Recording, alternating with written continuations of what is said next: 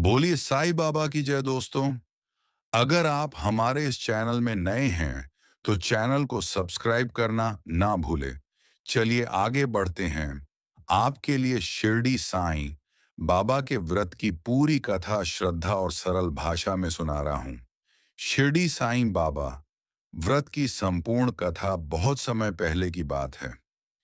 एक नगर में एक सेठ और उसकी पत्नी रहते थे। धन दौलत की कोई कमी नहीं थी, लेकिन उनके जीवन में संतान सुख नहीं था। वे बहुत दुखी रहते और अनेक पूजा पाठ किए, पर मनोकामना पूरी नहीं हो रही थी। एक दिन किसी साधु ने उन्हें शिरडी साईं बाबा के बारे में बताया और कहा, यदि सच्चे मन से साईं बाबा का व्रत करोगे तो बाबा जरूर कृपा करेंगे। सेठ और सेठानी ने गुरुवार का व्रत रखना शुरू किया।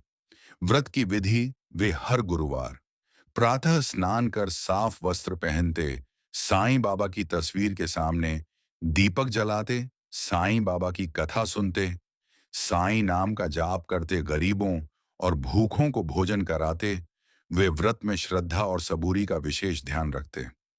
बाबा की कृपा, कुछ ही समय में उनके जीवन में बदलाव आने लगा। घर का वातावरण शांत हो गया।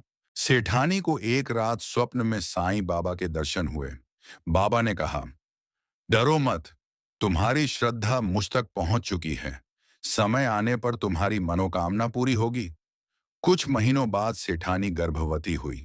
समय आने पर उन्हें एक सुंदर, स्वस्थ पुत्र की प्राप्ति हुई। पूरे नगर में खुशी फैल गई।